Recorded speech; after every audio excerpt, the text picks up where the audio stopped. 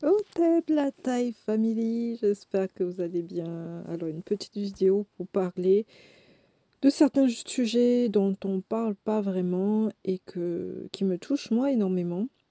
Vous savez, en ce moment je suis en pleine création du pack alopécie. Dans le pack alopécie, il y aura plein de trucs, mais notamment le gommage aux bonbons dont je suis en train de tester à fond la caisse, qui va sur tout type de cheveux. Ok, voilà, type caucasien, tout. Mais qui sent, mais oh là là, ça sent tellement bon ce truc. Eh Seigneur. Bref, et du coup, bah, je l'ai appliqué ici. Donc, je suis en plein test.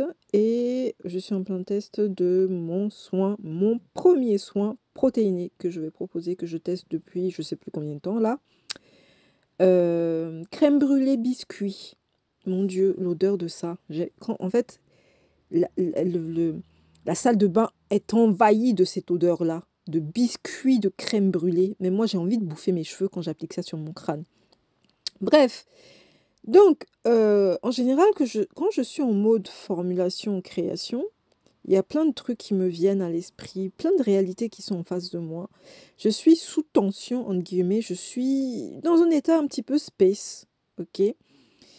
Et je regarde un petit peu aussi, un peu partout. Je ne sais pas comment expliquer cet état-là, mais bref, cette vidéo est faite pour mettre la lumière sur la pression, ok, sociétale déjà, quand on est femme, déjà de un, quand on est créatrice de contenu pour les cheveux, et que tout le monde s'attend à ce qu'on ait les cheveux au sol au bout de 3 mois, entre guillemets, et que tout le monde pense que on ne peut pas avoir des problèmes capillaires parce que on est coach capillaire ou parce que on est formulatrice de produits cosmétiques. Ça fait de nous que t'es pas humain, que tu dois tout prévoir, que tu dois prévoir ton alopécie, tu dois prévoir ta chute de cheveux, que entre guillemets que tu n'es plus humaine quoi. Et ce truc-là est tellement présent. La preuve, la dernière fois, je regardais un petit peu les commentaires. Je regarde rarement les commentaires, je vous avoue. Sur les vidéos, et il y en avait une, je me suis abonnée à une chaîne d'une sœur qui vient à peine de commencer, hein, elle est coach capillaire aussi. Et en dessous d'un de ses commentaires, enfin, dans la vidéo, elle propose son coaching capillaire, à moins 70%, un truc comme ça. Bon, bref, c'est juste pour promouvoir en fait son coaching capillaire. Et il y a une personne qui s'est emmenée dans la vidéo et qui a dit bah, t'as pas de cheveux, pourquoi tu proposes du coaching capillaire? Soyez logique au moins, en fait. Tu vois, ce genre de commentaire-là. Et même moi, j'ai eu un commentaire au plein moment où je souffrais de mon alopécie, mais de fou, mes problèmes hormonaux en plein dedans sur Instagram. Il y a quelqu'un qui m'a mis un commentaire. Bah, de toutes les façons, toi, ça fait depuis un moment que tu es sur YouTube, sur Instagram, et tes cheveux sont toujours au même niveau. Déjà, ça prouve que la personne ne me suit pas. Si cette personne me suivait, cette personne comprendrait euh, toutes les souffrances qu'il y a eu derrière ça, en fait. Et le fait, Marlène, bon, ça m'a touchée, oui, mais pas tant que ça, parce que, vous savez, quand vous vivez des choses tellement traumatisantes que parfois vous elle est passez vraiment pas outre, au-delà de bizarre. certains commentaires où vous dites, ben, la personne, elle sait pas, en fait, c'est pour ça qu'elle a dit ça. La personne ne sait pas. Donc, ce cliché de il faut absolument avoir les cheveux longs, euh, Peut-être les deux. une certaine densité pour pouvoir donner des conseils capillaires. Je trouve ça a du sens, mais à la fois ça n'a pas de sens en fait.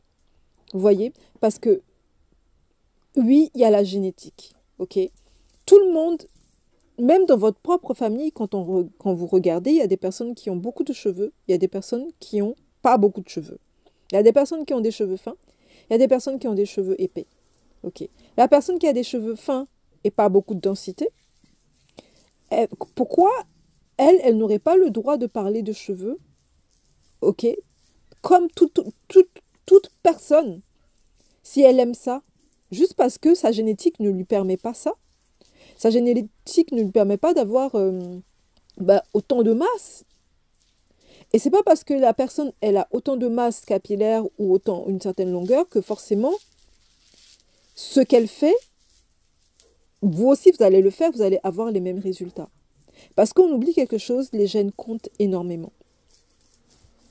Aussi, il y a eu un commentaire, d'ailleurs, la sœur en question, elle en a fait une vidéo pour dire, elle montrait hein, sa routine et son évolution capillaire depuis 10 ans, quelque chose comme ça. Et il y a eu un commentaire qui a dit, je pense que vous avez regardé aussi cette vidéo parce que cette sœur, elle est très connue, c'est une youtubeuse assez connue. Elle en a fait une vidéo. Le commentaire disait, tout ça, toutes ces années-là pour avoir une pousse aussi lente, ça donne pas envie. Vous attendez à quoi en fait? En fait, il y a des personnes qui ne comprennent pas que on a une base génétique, on a un bagage génétique. De la même façon, notre couleur de peau, il y a des personnes qui ont la capacité de retenir de la longueur, des cheveux très épais, qui résistent à toute épreuve. Il y a des personnes qui ont 2 cm de pouce par mois, il y a des personnes qui ont 0,5 cm de pouce par mois. Donc, c'est pas parce que elle a eu son histoire capillaire où elle était en plus en train de rechercher, voilà, que son coaching ne vaut rien, quoi. Je sais pas si vous voyez ce que je veux dire. Et quand tu es coach capillaire, si tu sais pas, si tu fais pas attention, tu vas te mettre tellement la pression, tellement tu auras envie de réussir, d'avoir des abonnés, d'avoir déjà que tu es mal, et tellement tu as envie de réussir que tu mets des faux cheveux. Oui, il y en a qui mettent des faux cheveux aussi, parce qu'elles ont envie de réussir, parce que la pression est tellement énorme autour de la sphère capillaire que pour pouvoir être crédible, elles se sont obligées de mettre des faux cheveux. Je ne dis pas que c'est bien, je n'excuse pas ce geste-là, mais je montre juste à quel point il y a de la pression autour de ça, dans ce domaine-là. Je pense qu'il y a un minimum de connaissances à avoir au niveau des cheveux pour pas avoir des attentes qui ne sont pas possibles en fait. Il faut se comprendre, il faut comprendre soi-même et avoir un minimum de connaissances. Déjà, en tant que femme, on a beaucoup de pression. On a la pression d'être une femme, déjà avec les enfants. On a la pression de ne pas grossir. On a la pression d'être parfaite, limite. Et bon, bref, on a tellement de pression autour que la pression capillaire, quand tu n'as pas conscience de ça et que tu n'es pas dans ce truc-là de la connaissance de soi, tu peux très bien partir dans un mood, complètement t'inventer une vie, t'inventer quelque chose, juste pour plaire, pour avoir des abonnés, pour réussir dans ce domaine-là. Et ça, je trouve ça dommage. Il y a certaines personnes qui en sont conscientes, mais 90% de la communauté YouTube pense que ça se fait seul et que tout le monde doit être pareil et qu'il faut absolument que tu aies une crédibilité, enfin il faut avoir les cheveux par terre pour que les gens puissent s'intéresser à ce que tu fais dans sa globalité. Alors que ça n'a rien à voir. Il y a plein de petites sœurs, non je ne veux pas dire ça, de sœurs. Ok, j'allais dire de petites youtubeuses, mais petites youtubeuses, ça ne veut rien dire non plus, qui viennent de commencer et que je trouve leur contenu très très intéressant. Mais il y a des profils, elles ont des profils assez différents, un petit peu comme le mien, en fait, et que de voir des commentaires du genre t'as pas de cheveux, pourquoi tu veux coacher les gens? Déjà, elle a des cheveux sur la tête. Ou de voir des commentaires type... même les personnes qui ont beaucoup de cheveux, qui ont réussi à avoir une certaine longueur, ont encore un type de commentaire. T'as pris toutes ces années pour avoir cette longueur-là. Ça ne donne pas envie ton coaching. Donc, c'est juste pour avoir une petite réflexion là-dessus. Avant de mettre ce genre de commentaires, regardez un petit peu autour de vous. Intéressez-vous vraiment à la chevelure, à vos cheveux. Pas forcément à la longueur, non, juste à vos cheveux, ok? Et apprenez-les, comprenez-les, vous et autour de vous.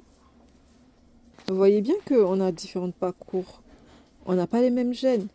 Vous voyez bien autour de vous que c'est pas la même chose, On n'a pas les mêmes densités, on n'a pas la même épaisseur. Donc, pour prendre soin de ses cheveux, moi, je dis toujours, il faut faire attention. Il faut faire attention à sa génétique. Il ne faut pas renier sa génétique. Quand on a les cheveux fins, il faut prendre d'abord en considération le fait qu'on a les cheveux fins. Et si on peut les avoir beaucoup plus volumineux, beaucoup plus épais, en les enrobant d'une certaine façon, mais déjà prendre conscience de ça. Prendre conscience de ça, c'est très important. Et ne pas décourager les personnes qui travaillent avec vos commentaires. Ok? Parce que franchement, parfois, hein, on a beau dire ça touche pas, mais ça touche quand même. Ça touche quand même. Et après, on y travaille. Moi, ça me touche quand même. Mais je suis quelqu'un qui travaille tout le temps sur moi-même, sur mes émotions et tout ça. Mais je trouve ça quand même assez triste que les gens, la plupart des personnes pensent ça. Donc, Attache, oui, donc elle a des cheveux longs jusqu'à par terre, donc elle peut forcément parler de cheveux.